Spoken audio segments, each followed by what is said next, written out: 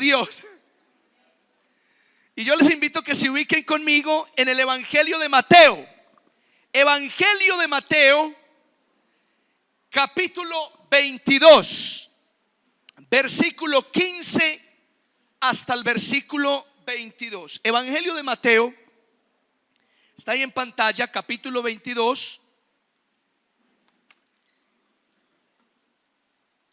versículo 15 al 22. Voy a leer despacio, fuerte y claro para cada uno de ustedes. Miren lo que dice la palabra de Dios. Dice así: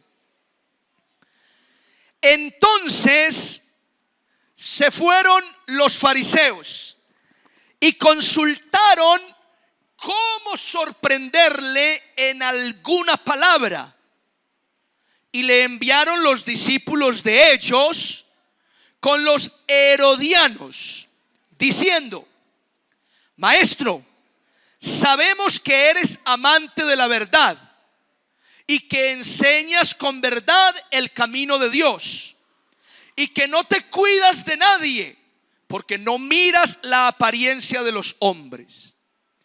Dinos pues, ¿qué te parece? ¿Es lícito dar tributo a César o no? Pero Jesús, conociendo la malicia de ellos, les dijo: ¿por qué me tentáis, hipócritas? Mostradme la moneda del tributo. Y ellos le presentaron un denario. Entonces les dijo: ¿de quién es esta imagen y la inscripción? Le dijeron: de César. Y les dijo: dad pues a César lo que es de César, y a Dios lo que es de Dios. Oyendo esto, se maravillaron, y dejándole, se fueron. Amén. Oremos un momento. Padre, te damos toda la gloria y la honra a ti, Señor, por tu hermosa palabra que traes a nuestra vida esta noche, Señor. Dios, yo te ruego, úsame como un instrumento de bendición para todos tus hijos en esta hora. Te ruego, Señor, alumbra los ojos de nuestro entendimiento y déjanos comprender con claridad esta palabra, esta enseñanza, Dios mío. En el nombre de Jesús te lo pedimos, confiando y creyendo que así será, en Cristo nuestro Salvador. Amén y amén. Muy bien, damas y caballeros, a través de este pasaje quiero compartir una enseñanza que he llamado lo que es de Dios. ¿Cómo se llama este mensaje? Mira, que está a su lado, dígale: vamos a hablar, esta noche vamos a hablar sobre lo que es de Dios. Dígale: sobre lo que es de Dios, incluso lo que no es de Dios. Lo que es de Dios, de eso hablaremos esta noche. Lo que es de Dios. Y permítanme, mis amados, comenzar de la siguiente manera. Hay un libro, bueno, hay muchos libros, pero hay uno en particular que se llama Teología de Perros y Gatos. Así se llama el libro. Teología de Perros y Gatos. Y en ese libro el autor hace una invitación a replantear nuestra relación con Dios y vivir para darle la máxima gloria al Señor. Entre las páginas de ese libro, el escritor afirma que todos los cristianos tenemos comportamientos similares a los perros o a los gatos, y lo explica. Él dice: cuando el gato ve a su amo, el gato dice: este tipo me cuida, este tipo me alimenta, este tipo me acaricia, seguramente yo soy Dios. Dice el gato: miau. Por el contrario, el perro, cuando ve a su amo, dice: este tipo me cuida, este tipo me alimenta, este tipo me acaricia, seguramente Él es Dios. Así que del enfoque que tiene el perro al enfoque que tiene el gato, construyen toda una teología para expresar la clase de cristianos que existen hoy en las iglesias. Y el autor sigue diciendo que hoy hay cristianos como los gatos, que tienen a Dios no como el rey de sus vidas, sino como el siervo de sus vidas. Es decir, cristianos que tienen a Dios para que Dios los bendiga, les ayude, los proteja, les responda. Y ay, si el Señor no hace todas esas cosas para mí, me le voy de la iglesia, me le aparto del evangelio, porque tienen al Señor como siervo. Es decir, invierten los papeles. Parece que ellos son Dios y Dios es el siervo. Así son los cristianos como los gatos. Ahora, los cristianos como los perros entienden todo lo contrario. Viven para complacer a su amo, porque ven a Dios no como un siervo, sino como el rey, el dueño que tiene todo el señorío sobre sus vidas. Entonces los cristianos como perros, ellos viven para agradar a su amo, a Dios. Ellos le sirven a Dios, ellos trabajan y todo lo que hacen, lo hacen para la gloria de Dios. ¿Me siguen? Díganme amén. Y aquí es donde yo pregunto, ¿qué clase de cristiano es usted? Hay unos por ahí diciendo miau, y otros wow, y hay otros por allá hoy. ¿Y qué pasó ahí si no estamos hablando de? Dicho todo esto, el pasaje que acabamos de leer nos presenta una situación complicadísima, pero que tiene relación con esta introducción que acabo de presentar. Esta situación es complicada porque la Biblia dice que un día los fariseos se unieron con los herodianos. ¿Con quiénes? ¿Quiénes son los herodianos? Los herodianos son un partido político que apoyan a Herodes, herodianos. Entonces, ese grupo de los herodianos tiene intereses sobre todo civiles. Eso implica los tributos, los impuestos, la economía, lo social. Esos son los intereses del grupo de los herodianos.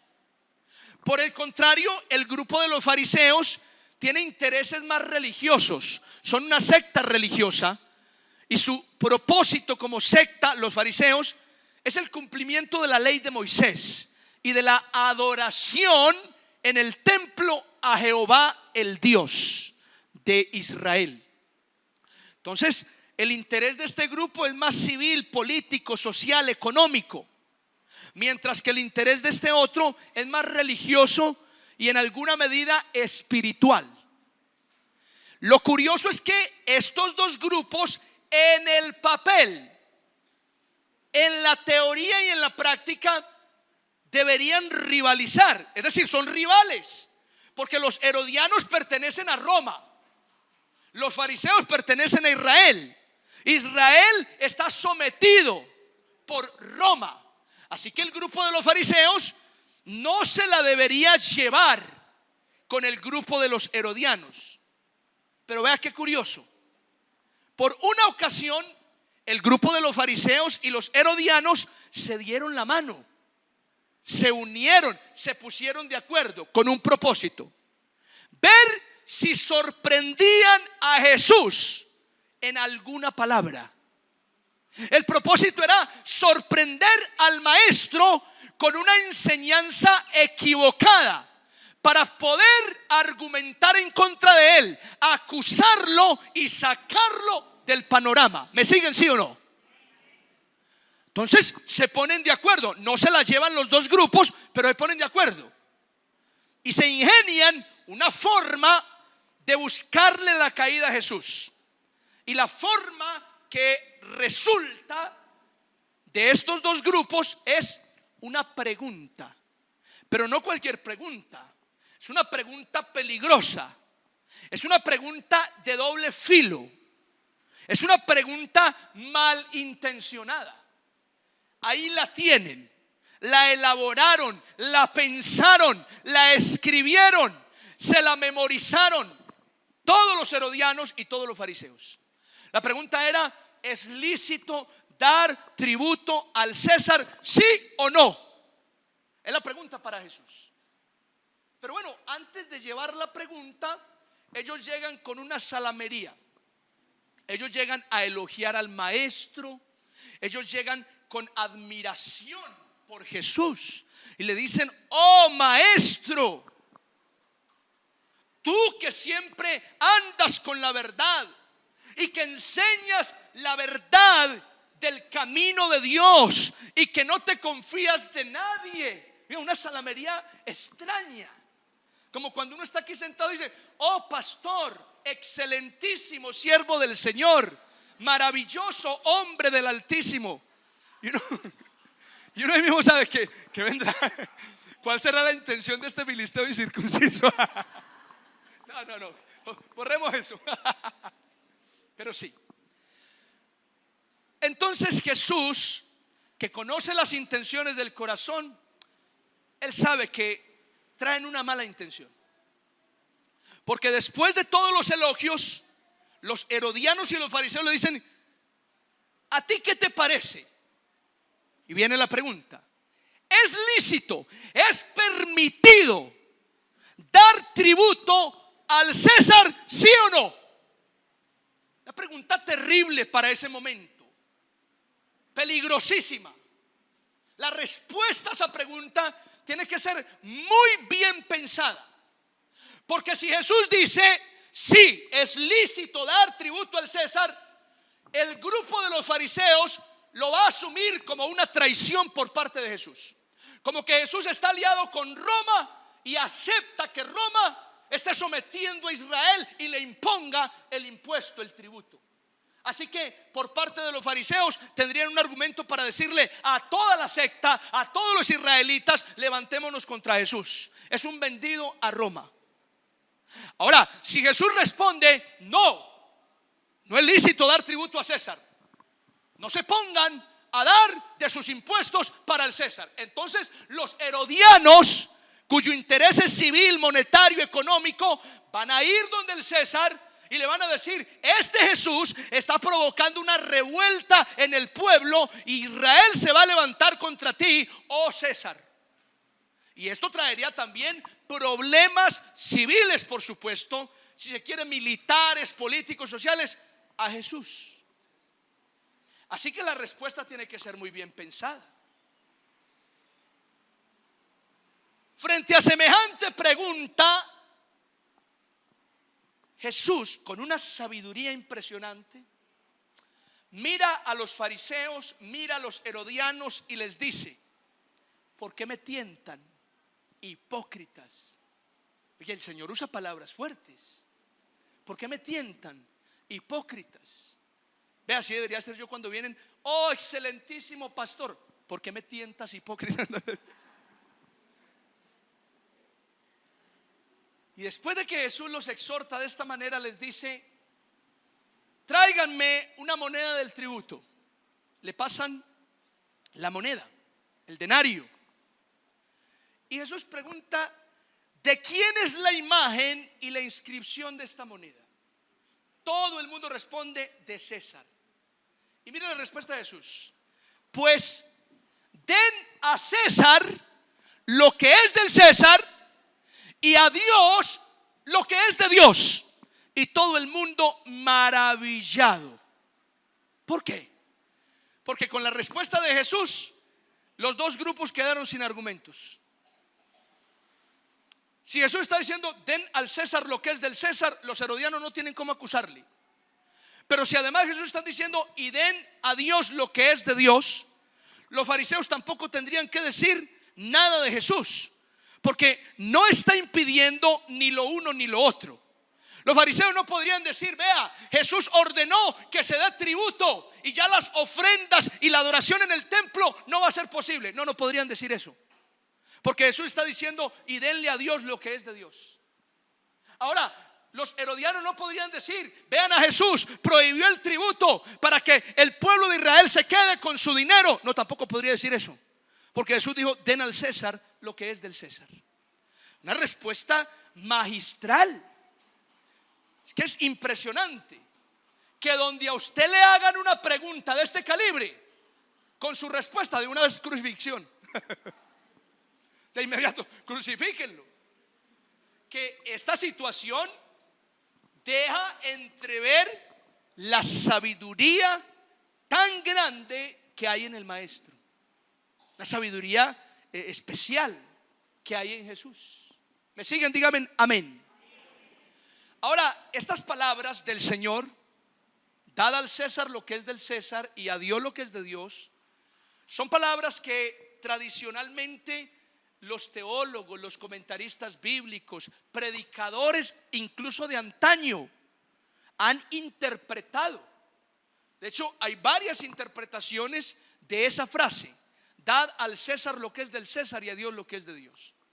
Pero digámoslo en estos términos, la interpretación más clásica, más general, es que cuando Jesús dice: dad al César lo que es del César y a Dios lo que es de Dios, en primer lugar, el Señor está dejando claro que los seres humanos nos movemos en dos esferas. ¿Nos movemos qué?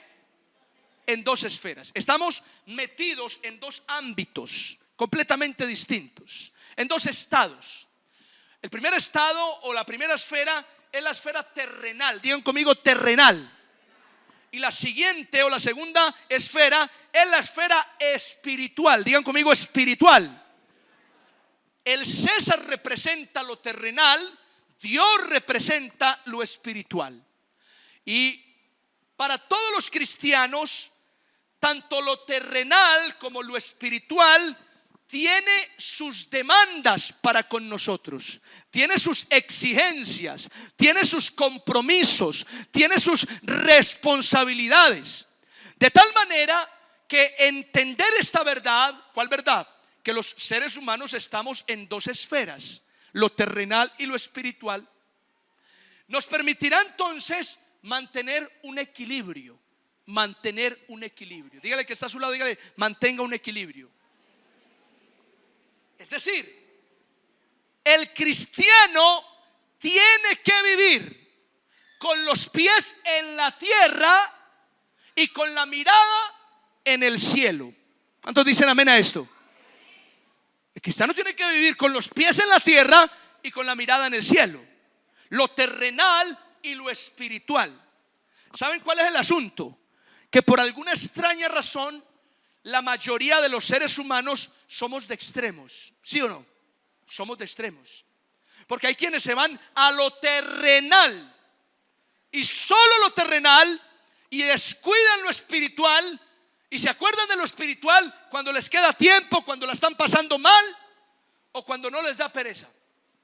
Y eso es un extremo. Ahora, también de este lado hay mucha gente en este extremo. Gente que se mete a lo espiritual, se inclina a lo espiritual, se dedica a lo espiritual y olvidan lo terrenal. Olvidan lo terrenal.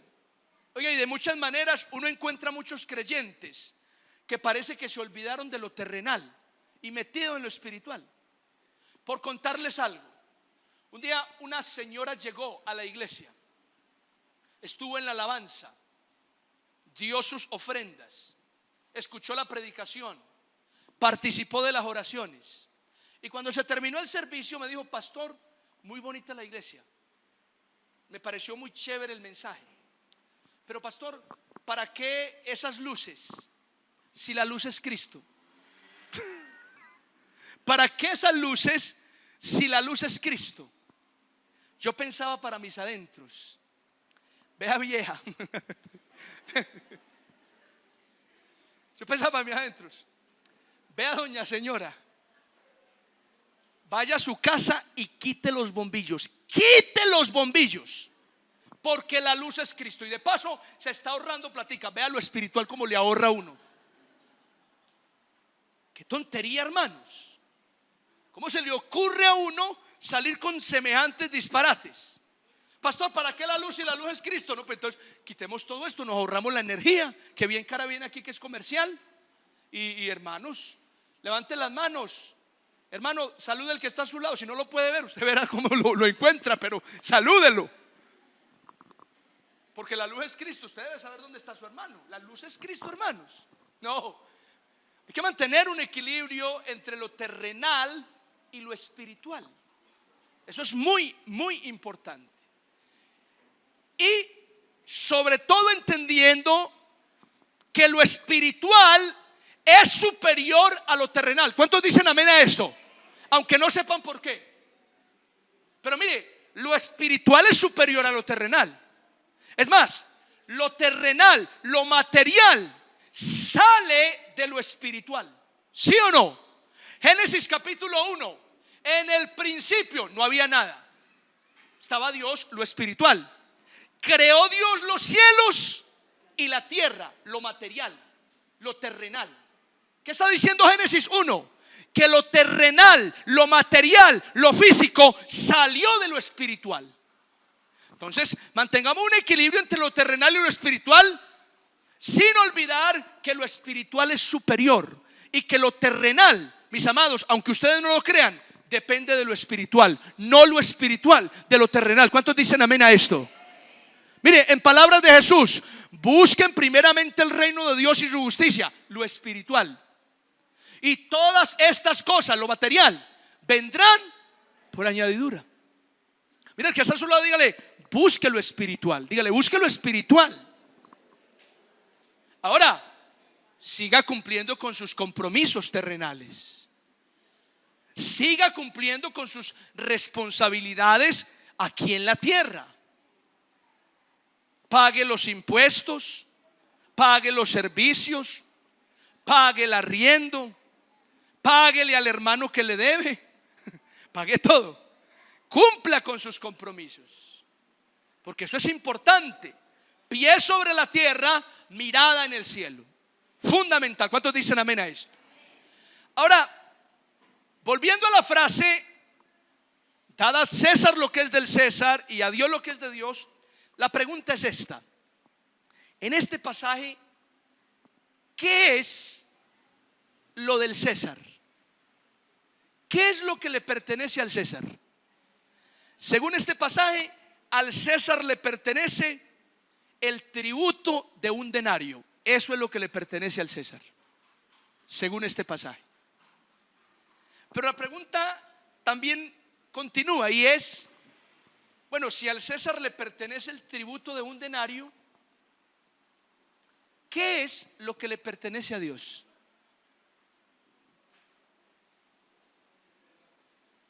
¿Qué es lo que le pertenece a Dios? Mis amados, la respuesta en términos bíblicos, no solo de este pasaje, la respuesta es todo. Digan conmigo, todo. Eso, mira el que está a su lado, dígale, a Dios le pertenece todo. ¿Cuántos creen en esto? Díganme amén. Oiga, a Dios le pertenece todo. Salmo 24, 1 y 2. De Jehová es la tierra y su plenitud, el mundo y todos los que en él habitan. Entonces, ¿qué le pertenece a Dios? Le pertenece todo. Le pertenece todo. Todo le pertenece a Dios. Y ese todo implica realmente todo. Mire, a Dios le pertenecen nuestros hijos. ¿Cuántos dicen amén a eso? Nuestros hijos le pertenecen a Dios. A Dios le pertenece nuestro dinero. ¿Cuántos dicen amén a esto? Señor, danos un aire acondicionado con el dinero de todos. A Dios le pertenece nuestro cuerpo. ¿Cuántos dicen amén? A Dios le pertenece nuestro cuerpo, ¿o no? A Dios le pertenece nuestro tiempo. ¿Cuántos dicen amén a esto? Entonces, ¿qué es lo que le pertenece a Dios? ¿Qué es lo que es de Dios? ¿Qué es lo que el Señor tiene? Todo. Todo le pertenece a Dios. Absolutamente todo. Entonces, pastor, ¿nosotros qué venimos siendo? O sea que nosotros no somos dueños de nada. ¿qué somos nosotros entonces? Bíblicamente, usted y yo somos mayordomos de todo lo que le pertenece al Señor. ¿Cuántos dicen amén a esto?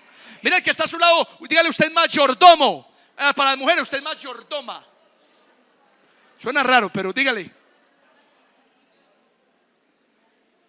Pastor, ¿y cómo así que mayordomos? En otras palabras, somos administradores de todas las cosas que le pertenecen a Dios. ¿Cuántos dicen amén a eso? O sea, pastor, que somos administradores de los hijos. Sí. Es que los hijos son del Señor. Herencia de Jehová son los hijos. Una mirada de ese pasaje, ¿sabe qué enseña? Que nuestros hijos son prestados. Dios nos prestó a los hijos para que nosotros los cuidemos, los desarrollemos, se los devolvamos en mejores condiciones. ¿Cuántos dicen amén a esto? Usted y yo somos administradores de esos muchachos. Somos administradores. No nos pertenecen a nosotros, le pertenecen al Señor. Y el Señor nos pedirá cuentas de la crianza que le damos a nuestros muchachos, a nuestros hijos. ¿Están conmigo, sí o no? Somos administradores del cuerpo. Oiga, tenemos que cuidar el cuerpo que el Señor nos dio. Pablo dice, si alguno destruye el cuerpo, el Señor lo destruirá a él. Porque el cuerpo es del Señor. El cuerpo es del Señor de tal manera que Dios decidió que ese cuerpo iba a ser su templo, donde Él iba a habitar. ¿Cuántos dicen amén a esto? Por eso nosotros debemos guardar el cuerpo. Amén. Guardar el cuerpo. Ahora, cuando Pablo dice en Corintios que guardemos el cuerpo, Pablo está hablando de un asunto específico. Lo que pasa es que el pasaje lo aplicamos a todo. Lo aplicamos a todo. Ay, usted está tomando Coca-Cola. Ay, mijo, eso daña el cuerpo, porque la Coca-Cola desajusta tuercas oxidadas. Entonces imagine sus tripas cómo están. No, usted está en pecado, le digo. Y el texto no está hablando de la Coca-Cola ni de los alimentos. De hecho, otro pasaje de Pablo dice, de todo lo que le den, coma. Es que ¿de qué está hablando el pasaje? El pasaje está hablando de la inmoralidad sexual. Porque en palabras del apóstol, nada realmente destruye tanto el cuerpo, ni culebra frita.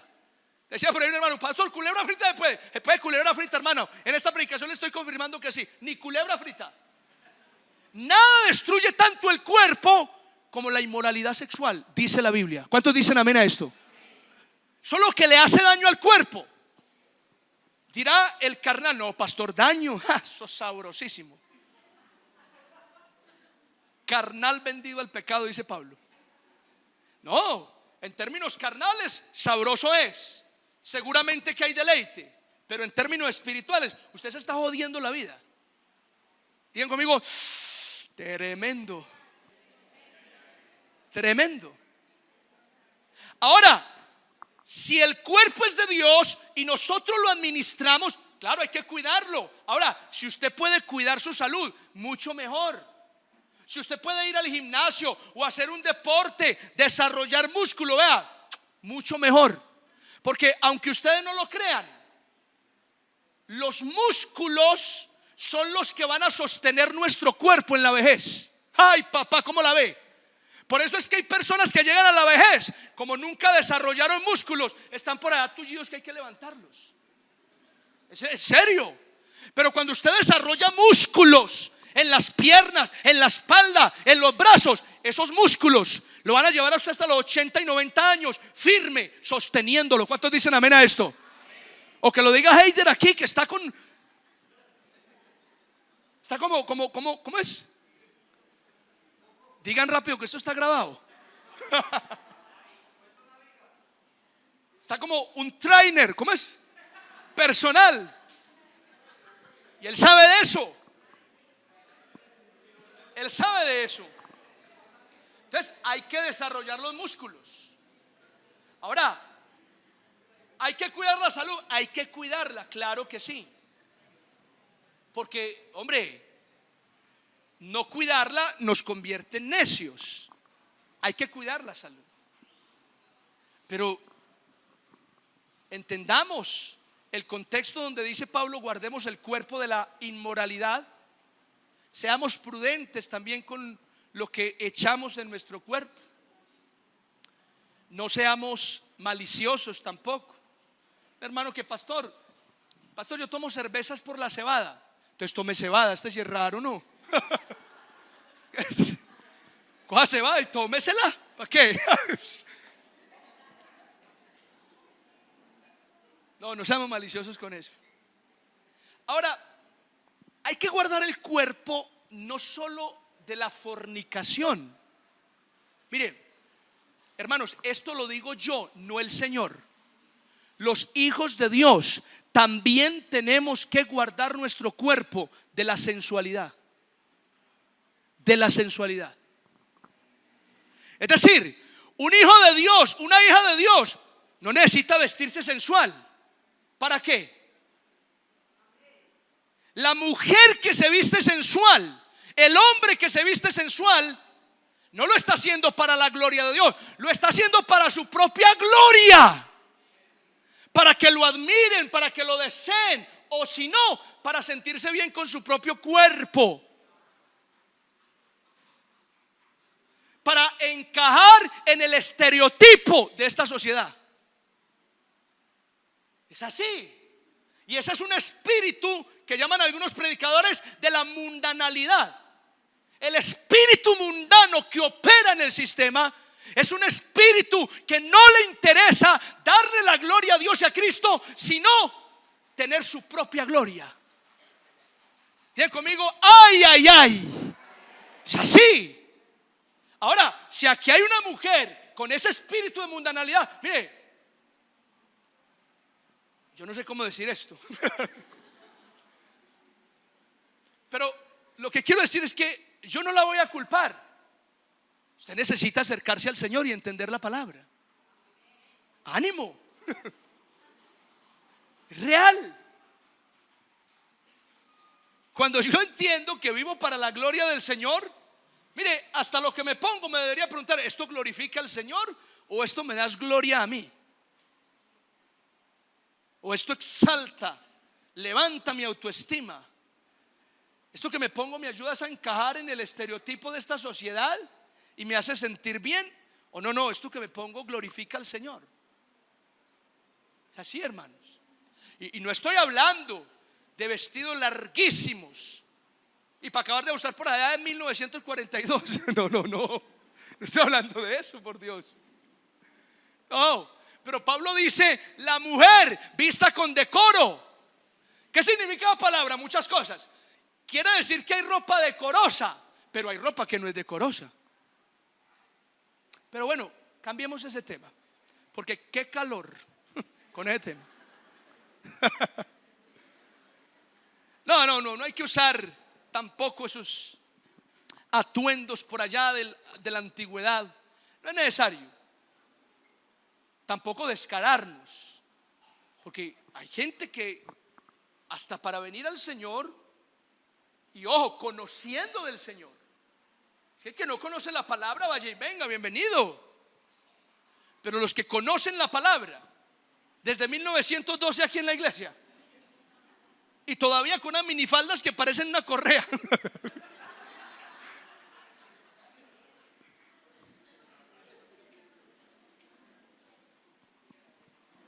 Espíritu de la mundanalidad no busca darle la gloria a Cristo, busca darse su propia gloria, su propia satisfacción. Ahora, somos administradores del dinero, porque el dinero también es de Dios. ¿Cuántos dicen amén a esto? Es así. ¿Y eso qué significa, pastor?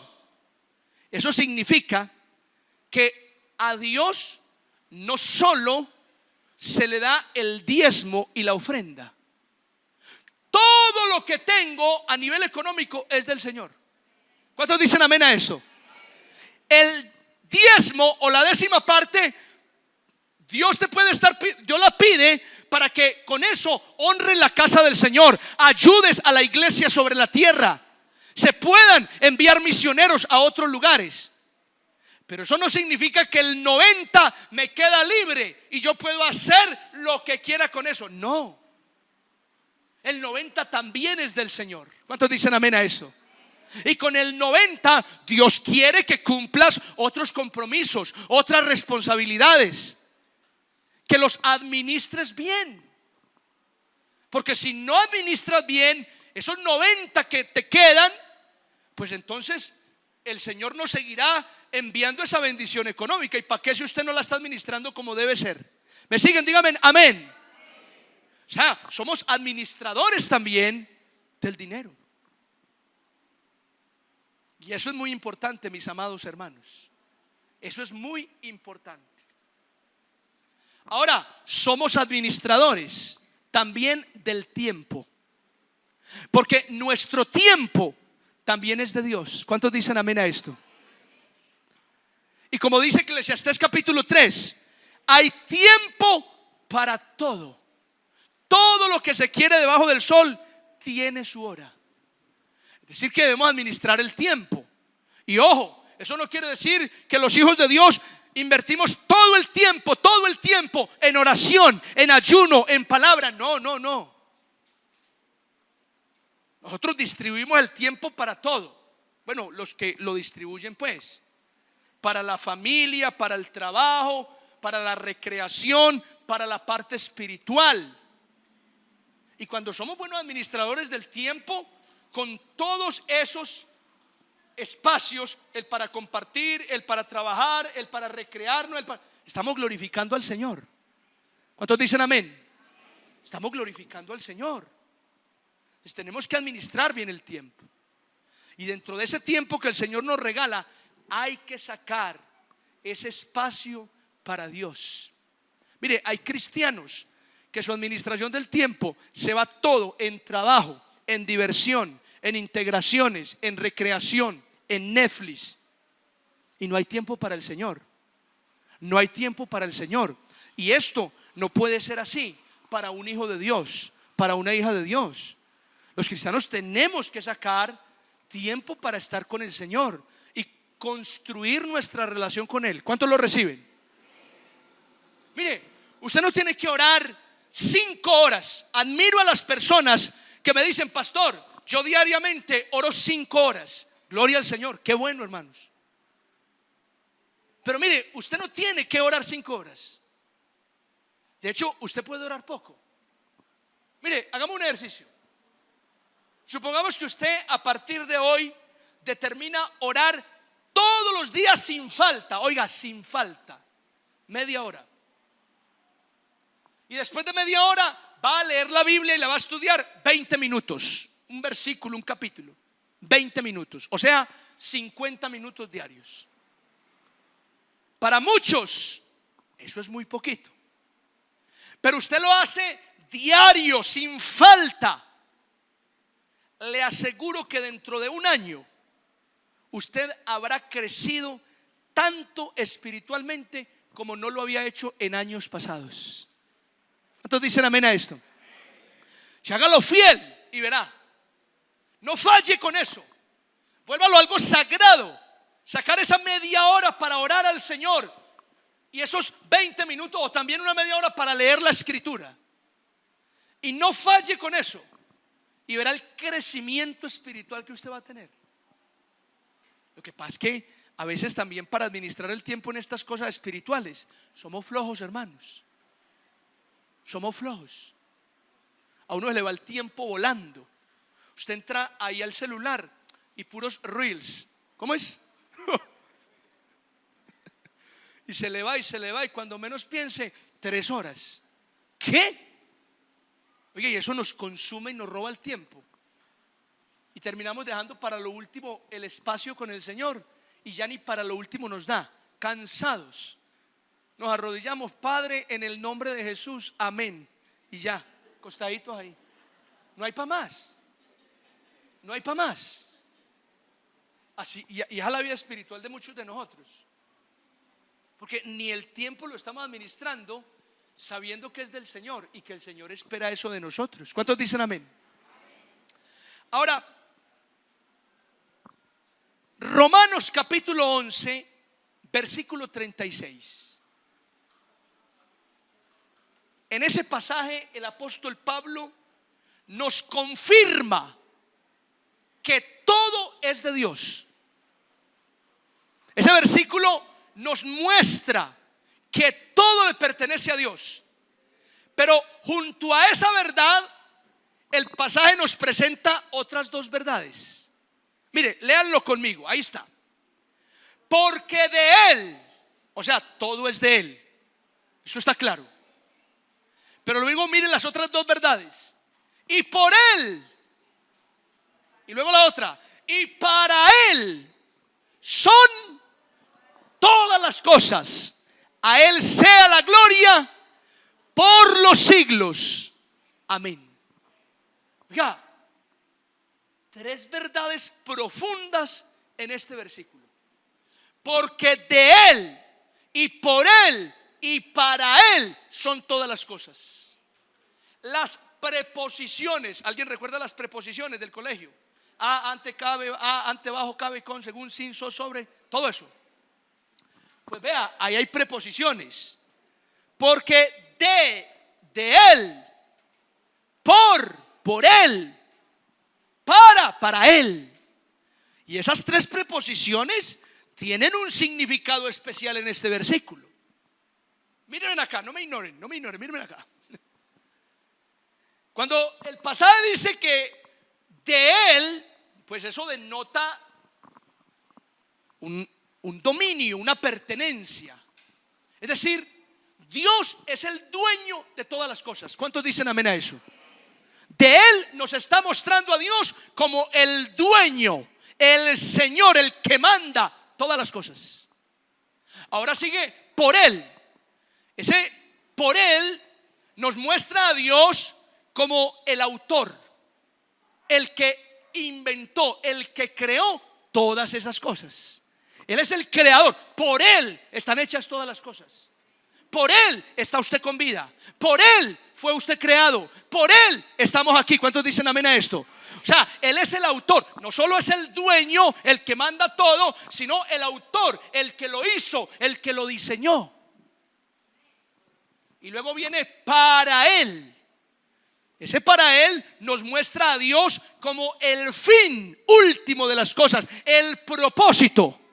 Es decir, todas las cosas que existen para la gloria del Señor. ¿Cuántos dicen amén a esto? Oiga, qué bonito este versículo. Dios es dueño, Dios es autor, Dios es propósito. Ese es el Señor. Ese es el Señor, mis amados. Y cuando tú y yo entendemos que todo es de Él, por Él y para Él, mis amados, nuestra vida tiene que cambiar. ¿Cuántos dicen amén a esto? Porque este versículo nos llama a vivir para la gloria de Dios. Mire que está solo, dígale, usted tiene que vivir para la gloria de Dios. Mire, Pablo lo dice así. Si pues coméis o bebéis o haced cualquier cosa, hacedlo todo para la gloria de Dios. Oiga, imagine un asunto tan sencillo como comer. Hasta comer es para la gloria de Dios. Y eso que uno come así, embutido, uno se atraganta para la gloria de Dios. Pero hasta esas pequeñeces, trivialidades de la vida son para la gloria de Dios.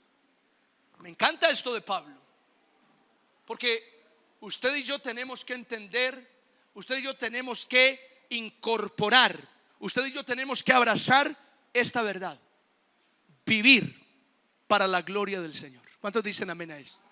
Ahora, cuando usted vive para la gloria de Dios, usted examina su vida, y cuando usted ve que hay algo que no le da la gloria a Dios, usted lo quita, usted lo corrige o usted lo resuelve, porque usted quiere vivir para la gloria del Señor. ¿Cuántos dicen amén a esto?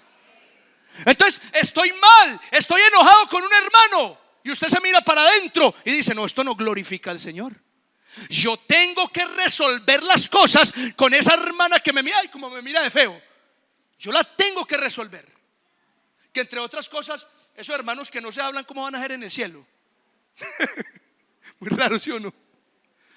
Esos hermanos que hay aquí que no se dirigen la palabra, ¿cómo harán allá en el reino de los cielos delante de Cristo?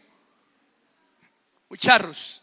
Pero mire, revise su vida y mire qué cosas hay que no glorifican al Señor y corrija eso, porque usted y yo debemos vivir para la gloria de Dios. ¿Cuántos dicen amén a esto? Ahora, y voy a ir cerrando con esto. Todo lo que es de Dios, lo que es de Dios, ahí llama el mensaje de hoy. Todo lo que es de Dios, Dios lo cuida, Dios lo bendice, Dios lo multiplica, Dios lo favorece. Todo lo que es de Dios. ¿Cuántos dicen amén a esto? Pero cuando el hombre en su egoísmo, ¿en su qué? Quiere robar las cosas que son de Dios y enseñorearse de ellas, cualquier cosa, entonces Dios asume que usted se va a encargar, va a asumir, va a sustentar eso que le robó. Miren, les pongo un ejemplo. Miren acá. Un tipo dice: no, mi economía de Dios. Oiga, mi economía es mía. Oigan, que para Dios, que para el pobre, que para el necesitado. Nada de eso. No, mi economía es mía. Yo no me voy a dejar embaucar de esos ladrones. Yo no me voy a dejar engañar. Mi economía es mía. Cuando usted hace eso, por su egoísmo, por su incredulidad, Dios dice: ok, como tu economía es tuya, no has entendido que es mía, entonces cuida tú tu economía. Yo no voy a cuidar tu economía, porque el Señor cuida lo que es de Él y lo bendice y lo multiplica y lo favorece. ¿Cuántos dicen amén a esto? Entonces, cuando entiendes esto, tú le entregas todo al Señor. Mis hijos son de Dios, mi tiempo es de Dios, mi cuerpo es de Dios, mi dinero es de Dios. Y como todo lo que yo soy, lo que hago y lo que tengo, se lo doy a Dios porque es de Dios. Dios lo cuida, lo multiplica, lo bendice, lo favorece. Alguien que diga amén a esta palabra. Démosle un aplauso al Señor, amén. Pero mire, aduéñese de eso que es de Dios. Y Dios dice: listo, mija, cuídelo usted, porque yo cuido lo que es mío. Pero lo que usted me quita para usted, cuídelo usted misma. Por eso hay gente que lucha tanto en distintas áreas. Luchan con la economía, pero no se la quieren entregar a Dios. Entonces Dios dice: cuídela usted. Yo cuido lo que es mío. Démela porque es mío y yo la voy a cuidar y la voy a multiplicar y la voy a bendecir. Pasa con muchas cosas. Con el cuerpo, con los hijos, con el tiempo, con los talentos.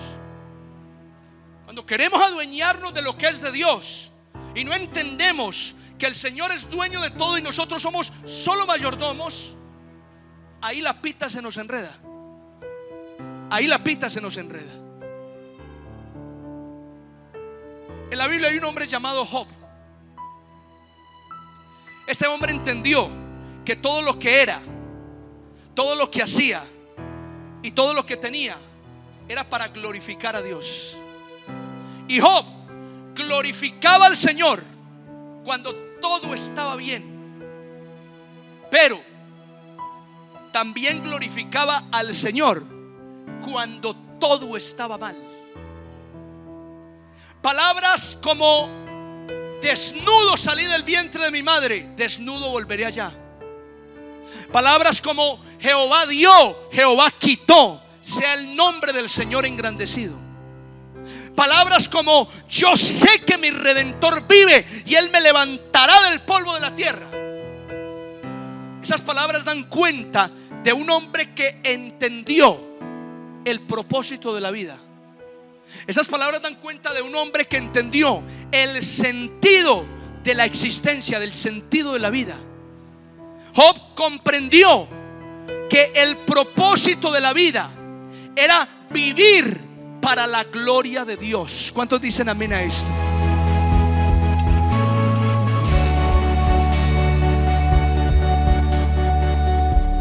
Vamos a cantar todos juntos.